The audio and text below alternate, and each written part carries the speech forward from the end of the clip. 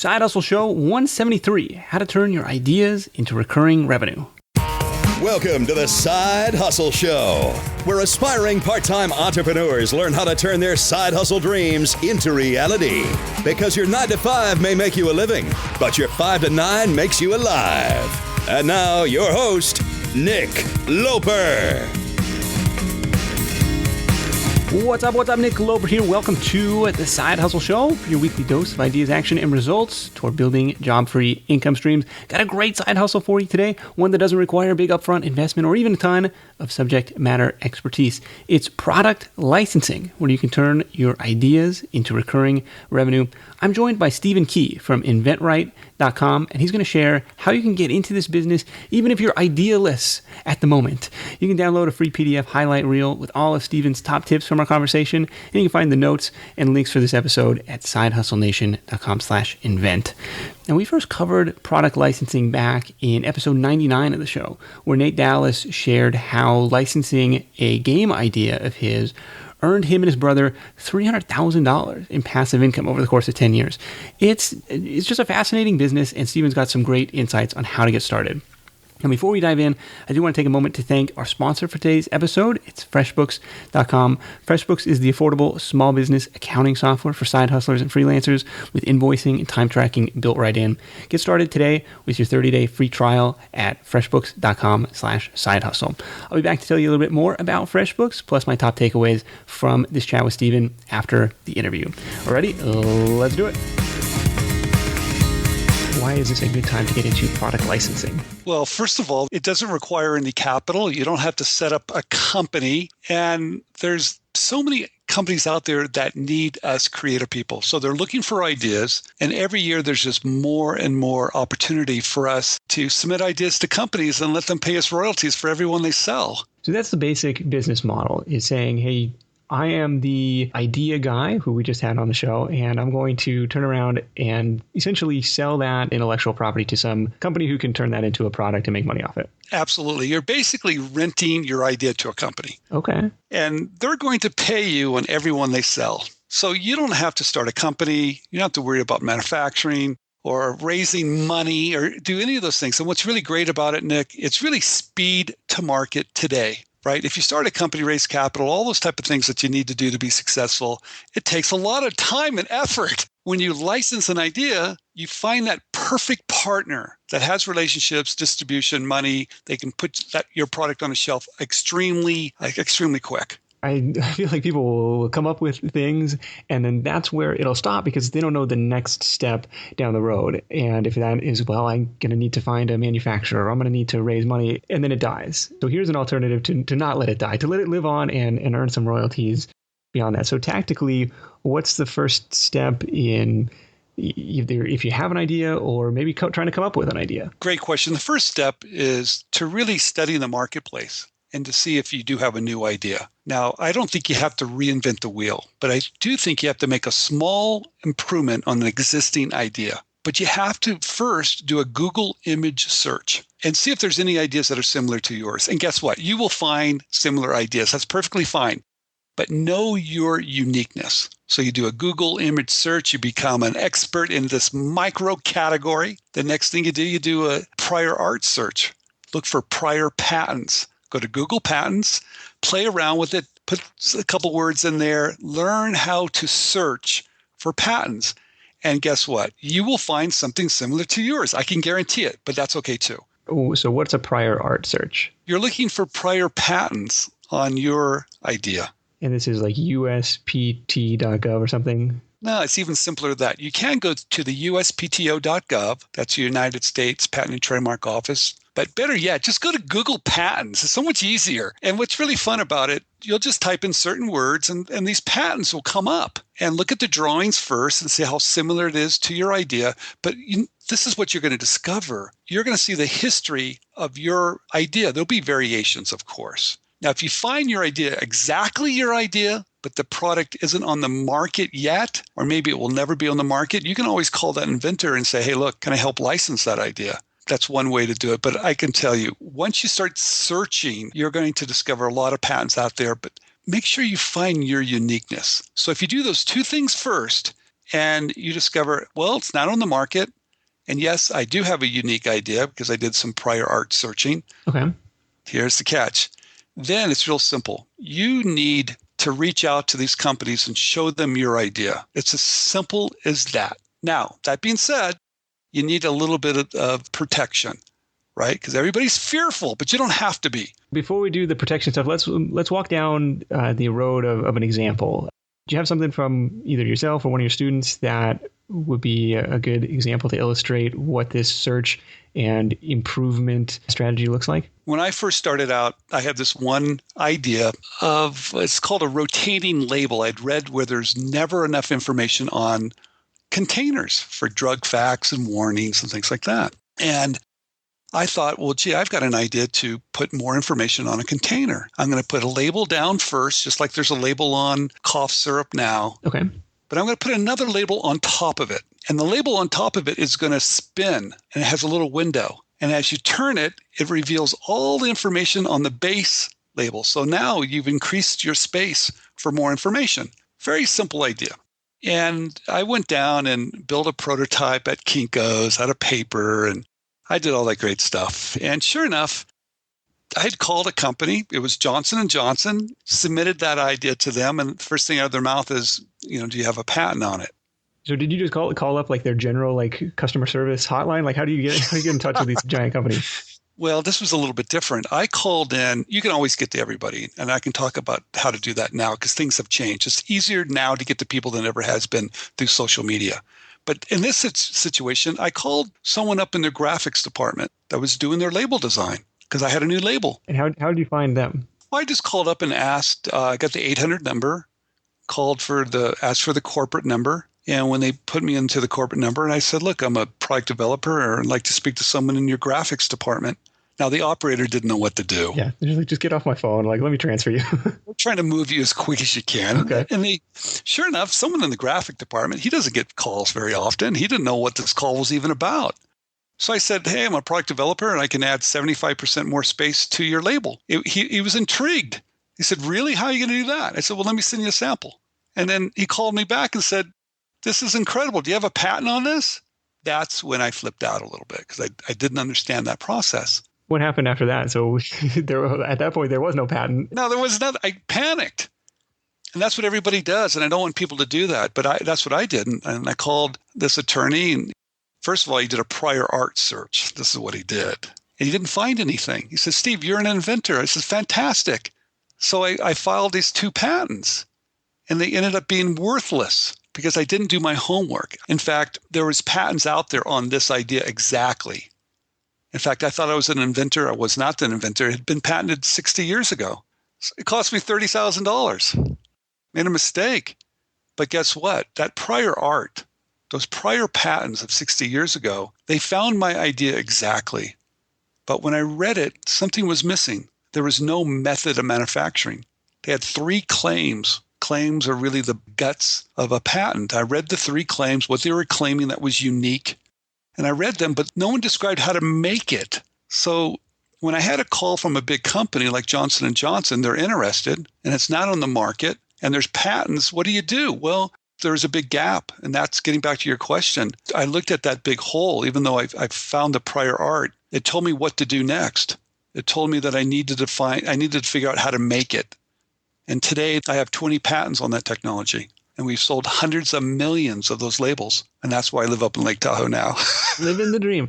Okay, so part of the patent can be like the product design itself, its functionality, but then a separate, even if it's like a very similar thing, if you make it differently, that could qualify for a separate patent? Sure. Okay. What's amazing about patents, you can patent just the concept, okay, or the method of manufacturing, or even how the product could be used. It's amazing. Once you start to dig in, you realize there's so many ways of protecting an idea.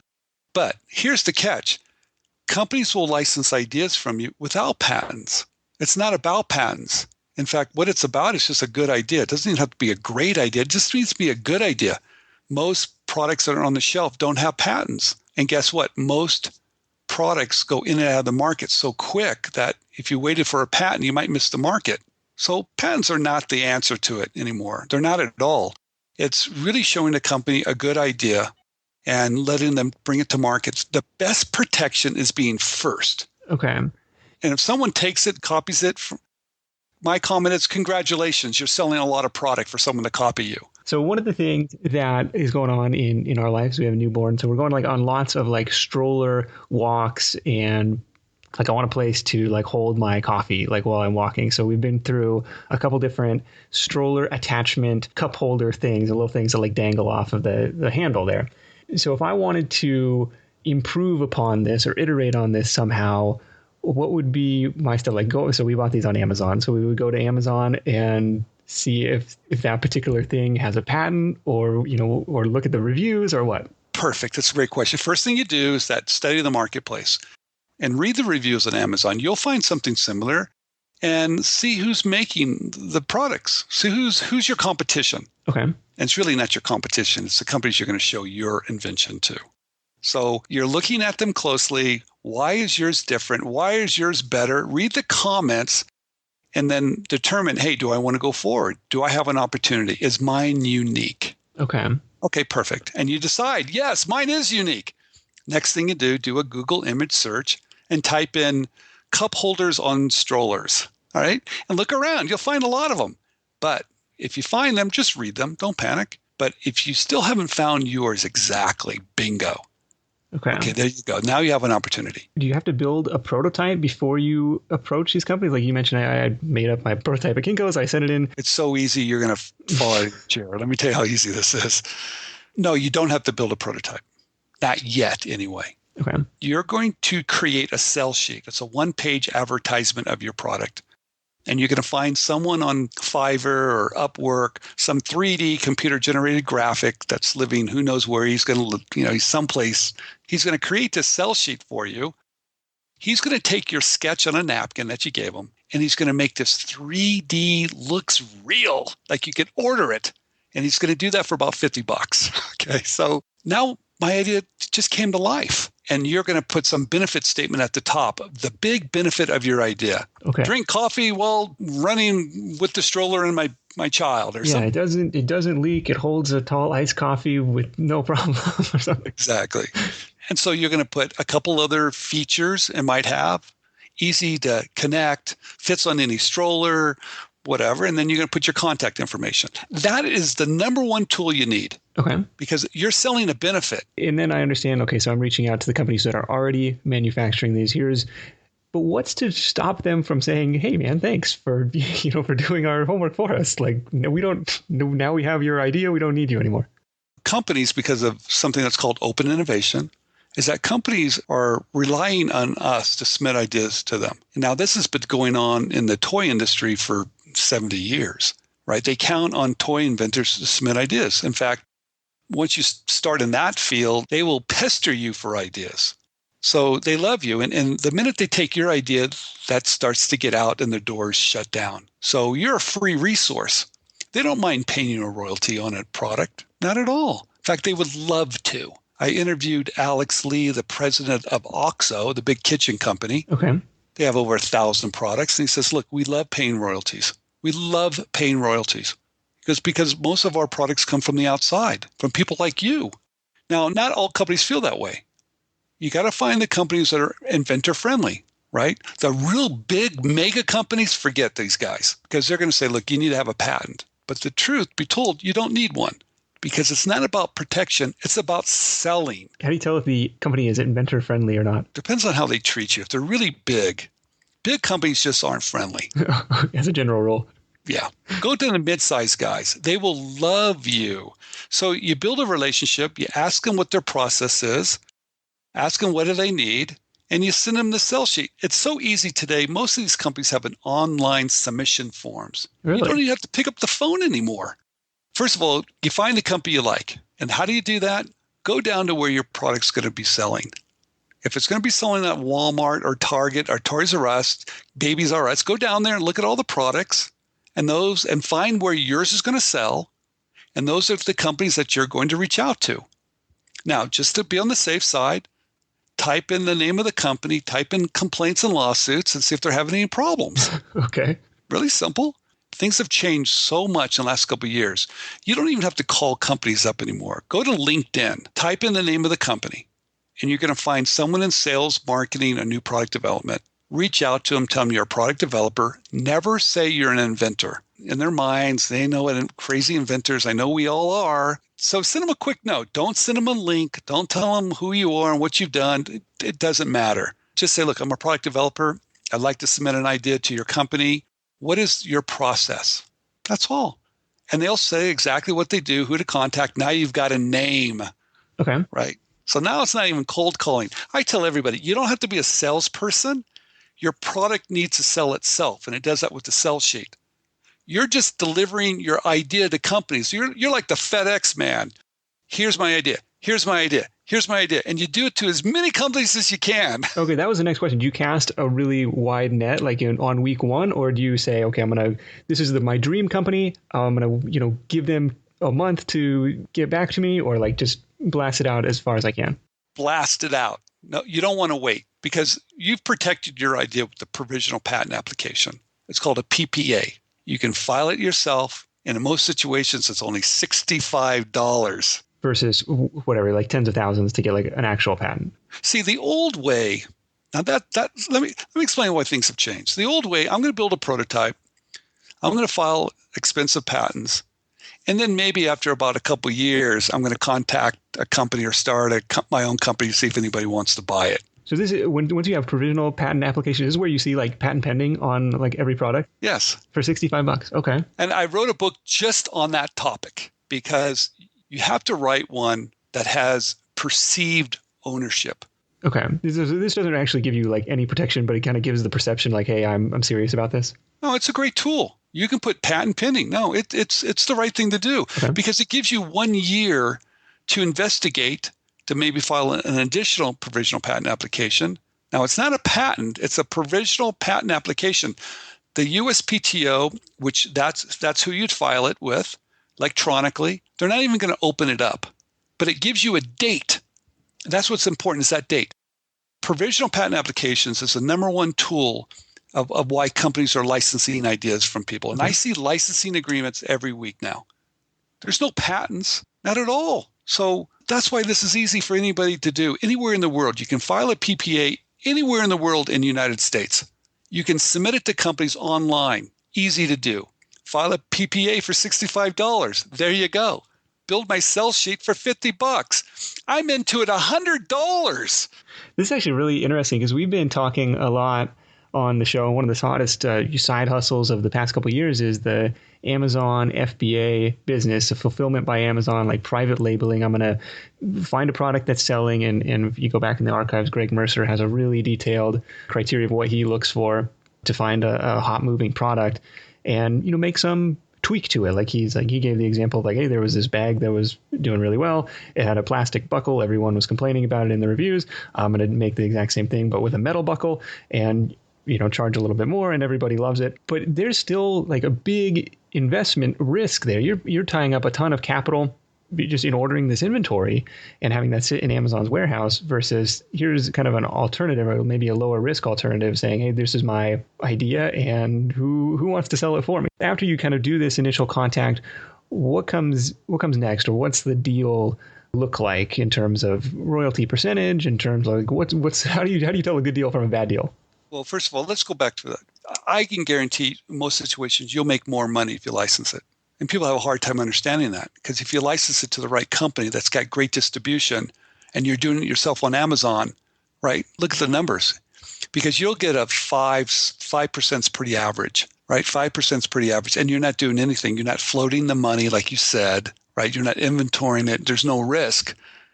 So think about it. If you've got a company that's in 20, 30, 40, 50,000 stores and they're selling so quick, that 5% looks pretty darn good. And you don't have to do any of the marketing. Some big company is taking care of it for you versus on Amazon. You're tapping into their platform, but there's still, you're going to drive traffic and give units away for reviews and kind of seed the funnel a little bit. It takes so much money. I started a company with guitar picks and we made different shaped guitar picks. I became a Disney licensee with Mickey Mouse. We did skulls.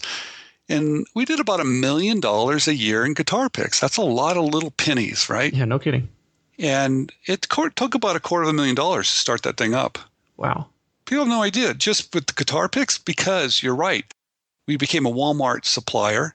And just to do the float from when we had to buy it to collect that invoice on it took about 60, 90 days. It's really, really capital intensive. Yeah, and then you're building a couple months of inventory. Before you know it, you got $500,000-$600,000 floating around. It's very different. Most people don't understand that. But licensing, like getting back to your question, what is a good deal? A good deal is when they're selling a lot of product. That's a good deal. An average royalty is about 5%. What's really more important is make sure it has minimum guarantees, meaning that they have to sell X amount. If not, you get it back. It's your best protection. What do you mean by that? It's really easy. Most companies are going to want an exclusive. All right, we see your idea. We're going to take it. We're going to spend all our money, but we want an exclusive. So make sure they've got a lot of stores, right? Make sure they're the right partner for you. Okay, so I sent it out. So I sent my sell sheet out to 5 or 10 different companies. Maybe I got a couple responses. The one person is pretty serious about it, or one company is pretty serious. They say, okay, we want to do this. We want an exclusive deal. They'll say, we want a worldwide exclusive. It's amazing how greedy these guys get. But basically, you want them to be greedy. Okay, so great. Now, what you're going to do is that you're going to add up all the stores that they're in, and you're going to do the math. They're going to sell one a week. If they don't sell one a week, it's going to get kicked to the curb at retail. So now you've done the math. They're in 25,000 stores, and they're going to sell one a week. So that's, 100,000 a month. Would they tell you how many stores they're expecting distribution in, or you just have to guess? Well, you don't have to guess. Just ask them, what stores are you in? Okay. So now you realize, wow, they're going to sell, a couple million units a year easy.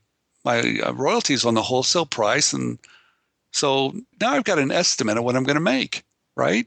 So now I'm going to give you an exclusive. Now, if I give you exclusive and I don't have any type of performance clause, I just gave it to you for free. Yeah. So I have to have some type of minimum that you have to sell. If you don't sell it, maybe you get bored with it. Maybe you do a lousy job. Hey, I need to get it back. So you set the minimum guarantees. The first year, very, very low. Second year's a little higher. And then the third year, you hit them between the eyes with it. Make sure they're doing a good job. And this is on, number of unit sales or like money in your pocket? So it really comes, the rotating label that I just mentioned, the minimum guarantees were $750,000 for me. They had to sell with royalties coming to me. They had to sell that much. So, okay, now this is free for you to license to somebody else. Yes. And guess what? They paid for all the patents too. Oh, okay. So they paid for 13 patents. They went in a different direction. They gave it all back to me after 5 years.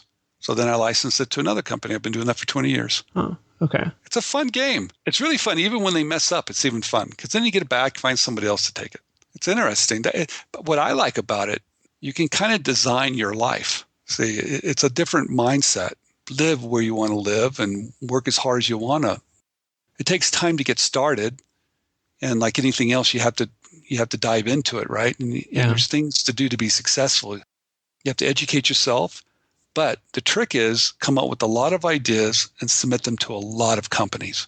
Kind of casting that wide net, kind of a shotgun approach at the beginning. Do you have any like brainstorming exercise? I know we just did a full episode with Don, the idea guy, who had some really cool ideas for making sure you turning yourself into an idea machine and practicing this creative practice each day.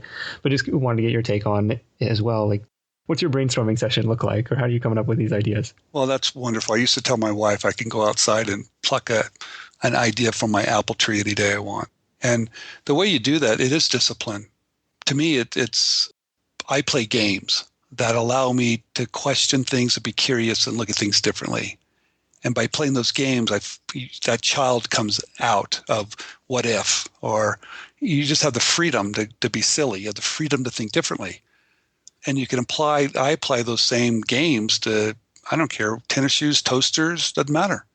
I can apply the same thought process. It's a way of coming up with variations and looking at things very, very differently. Are we talking like mental games? Or are we talking like Monopoly? Well, I'll give you an example. I love to play basketball. I've been playing basketball all my life, and I had this little Nerf basketball game in my office. But it had a square little backboard. It was plastic. It was from Ohio Art, and then they had the license of Michael Jordan. So it had a little sticker of Michael. It's really teeny. Mm-hmm. Well, I love Michael Jordan. So I went down, bought a poster, and put the poster of him on the back of the backboard. So it wasn't square anymore. You see, I just changed the shape. Okay. That was one variation. What can you change? Well, why does it have to be square? It doesn't. Sure. Why does it have to be white? No, let's put graphics. Why does it have to be plastic? No, let's put cardboard. Let's lower the cost. Why Okay. does it have to be in a box? Well, it doesn't. It could be in a clamshell. So I did all those things, sent it to Ohio Art. 3 days later, I had a notice back. They loved it. It sold for 10 years. Wow. That prototype, I think, cost probably $10. First year was $100,000 in royalties. Wow. Yeah, it happens all the time. And so what's really amazing, and I think what's really important, people have to realize that creative muscle, you have to be disciplined to exercise it because we're all creative. So I just found games to play. And that one game I just talked about, what if? What if I change the shape? What if I add sound to it? What if? And I started changing it, right?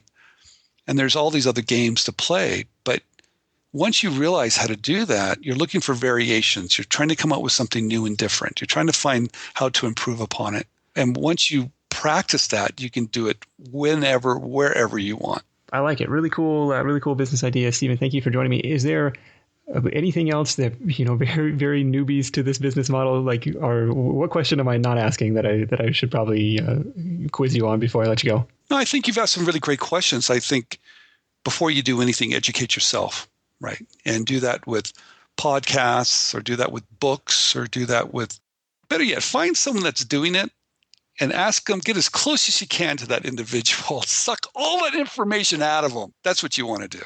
Ask a lot of questions, be curious. Fair enough. All right. It's InventRight.com and InventRight TV on YouTube. Stephen, thanks so much for joining me. We'll wrap this thing up with your number one tip for Side Hustle Nation. Stay young, stay curious, get a lot of exercise, and dance. Dance, baby. All right. Sounds good, man. Thanks so much, and we'll catch up with you soon. This edition of The Side Hustle Show is brought to you by FreshBooks.com. Now, any successful entrepreneur will tell you that time is one of their most valuable commodities. And actually managing time, or the constant lack of it, was the number one reported challenge facing Side Hustle Nation in my recent member survey. So our friends at FreshBooks intimately recognize this struggle and have built some really cool time-saving tools right into their award-winning accounting software. FreshBooks is a super simple cloud accounting service that's giving thousands of side hustlers, freelancers, and entrepreneurs like you the tools to save time billing and get paid faster. I originally turned to FreshBooks to invoice a writing client of mine so I could save on the PayPal fees, but they've got a lot more going on under the hood. For example, you'll find auto billing for recurring payments, late payment fees and reminders, time tracking and expense tracking built right in. Just take a picture of your receipt, and automatic bank statement imports. So it all under the idea of trying to make it easy come tax time. And if you have questions, help is free forever. You can always count on the FreshBooks support rock stars to go above and beyond whenever you need a hand. To try FreshBooks completely free for 30 days, go to freshbooks.com/sidehustle or enter the Side Hustle Show in the How Did You Hear About Us section. That's freshbooks.com/sidehustle for your free 30-day trial. Okay, so my top takeaways from this conversation with Stephen. Number one is, if you're looking for ideas, he says Amazon reviews are the largest free focus group on the planet. You can find some inspiration in there for certain. Number two is the concept of being an inventor seems really daunting, at least to me. Like, I have this vision of like the mad scientist like locked up in his lab, and maybe that's why Stephen prefers the term product developer instead. But the truth is, most inventions are iterative and evolutionary rather than revolutionary. And what I mean by that is, or maybe they combine two things that haven't been combined before. Like even examples like Tesla. Like, we've had batteries for years, and we've had cars for years, maybe batteries, maybe not to that capacity, but they had yet to be combined in that fashion. So takeaway number three is the idea that manufacturing is inherently difficult, but licensing is simple. Like, let somebody else that already has the manufacturing expertise handle it, and then take care of the marketing stuff too. So if you're looking, for example, at the Amazon FBA business, like we talked about, but you're intimidated by the startup costs, like, oh, I've got a 500 quantity minimum order, and these things are going to cost $10 a piece landed. All of a sudden, that's $5,000. So licensing appears to be a lower risk alternative with some great upside as well. And Stephen even said, hey, you're going to set yourself up to make way, way more if you get it in the hands of the right company and they can really sell this thing through their existing distribution channels. So those are my top takeaways from the call, but I'm curious to hear yours. In fact, I'm going to give away a copy of Steven's book, One Simple Idea, to a random commenter at sidehustlenation.com/invent. So head over there to drop in your top takeaway from the episode, from this episode, for a chance to win a free copy of Steven's best-selling book on product licensing. That's sidehustlenation.com/invent. And of course, while you're there, you'll be able to download the free PDF highlight reel with all of Steven's top tips from the call as well. That's it for me. I got to go pack. We're off to Tokyo tomorrow for a little vacation / digital nomading. A 9-hour flight with a 3-month-old. I'll have to let you know next week if that was a horrible idea. But thank you guys so much for listening. I absolutely love putting together the show each week, and it just makes my day that you would choose to spend some time with me in your earbuds. Until next time, let's go out there, make something happen, and I'll catch you in the next edition of the Side Hustle Show. Hustle on. Thanks for listening to The Side Hustle Show at www.sidehustlenation.com.